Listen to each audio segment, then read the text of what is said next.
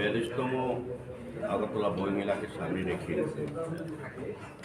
আজকে স্টিয়ারিং কমিটির বিশেষ সভা অনুষ্ঠিত হয়েছে। আমাদের মধ্যে স্টিয়ারিং কমিটির মধ্যে উপস্থিত আছেন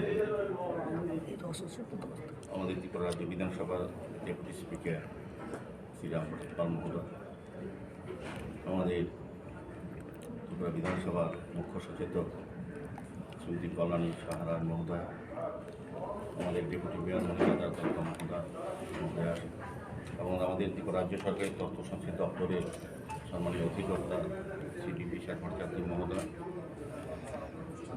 এখানে এই আজকের এই আলোচনা সভায় সভাধিপতি মাননীয় বিধায়িকা, আমাদের এই রাজ্যের সাহিত্যিক, কবি, লেখক, প্রকাশক এবং বিশিষ্ট আইনজীবী, আমাদের রাজ্য সরকারের পিএসইউর বিভিন্ন চেয়ারম্যানগণ, বিভিন্ন গুণীজনেরা শহরে এই রাজ্যে এবং বিভিন্ন রাজ্য সরকারের বিভিন্ন দপ্তরের আধিকারিকরা উপস্থিত ছিলেন। আমাদের কাউন্সিল অ্যাডভাইজারি কমিটির ভাইস চেয়ারম্যান সুব্রতবাবু সহ প্রত্যেকে আজকে আমরা এই আলোচনা সভা অংশগ্রহণ করেছি। উদ্দেশ্য একটা হচ্ছে আগামী 21শে ফেব্রুয়ারি আমাদের রাজ্যে আগরতলা বইমেলা 42তম শুরু হচ্ছে।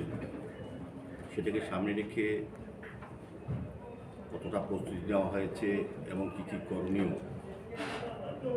এবং কী কী করা উচিত এবং গত বইমেলা যে বিষয়গুলি ছিল সেগুলি আলোচনা হয়েছে এবং এই 42তম বইমেলা যাতে আরও সুন্দর আকর্ষণীয় হয় এবং বিশেষ করে বাংলাদেশ বন্ধু রাষ্ট্রের যারা প্রকাশক বা বিক্রেতা যারা আসতে পারেন আমাদের দেশে বিভিন্ন প্রদেশে যারা বাংলা থেকে যারা আসেন তাদেরকে সুযোগ করে দেওয়া এবং তাদের অংশগ্রহণ করানো সুন্দরভাবে সেই ব্যবস্থাপনা এবং সার্বিকভাবে বইমেলাকে সামনে রেখে যতগুলি কর্মসূচি গ্রহণ করা হয় সেগুলি সুন্দরভাবে বাস্তবিত করা এবং কীভাবে করা হবে সেগুলি আলোচনা হয়েছে। তো বিভিন্ন যারা উপস্থিত ছিলেন তারা তাদের অভিজ্ঞতা নিরিখে আলোচনা রেখেছেন। সর্বসম্মতিক্রমে সকলের সুচিন্তিত মতামতের মাধ্যমে কিছু কিছু সিদ্ধান্ত গ্রহণ করা হয়েছে। তো আপনারা অবহিত আছেন, গত 30শে ডিসেম্বর মাননীয় মুখ্যমন্ত্রী প্রফেসর ডক্টর মানিক সাহার পৌরোহিত্যে আমাদের একটা অর্গানাইজিং কমিটি গঠন করা হয়েছে এবং পরবর্তী সময় আগরতলা পৌর নিগমের মেয়রকে চেয়ারম্যান করে স্টিয়ারিং কমিটি করা হয়েছে এবং 8টি সাব কমিটি করা হয়েছে মেলাকে সুন্দরভাবে পরিচালনা করার জন্য। সার্বিকভাবে সমস্ত বিষয় আজকে তুলে ধরা হয়েছে এবং আলোচনা করা হয়েছে।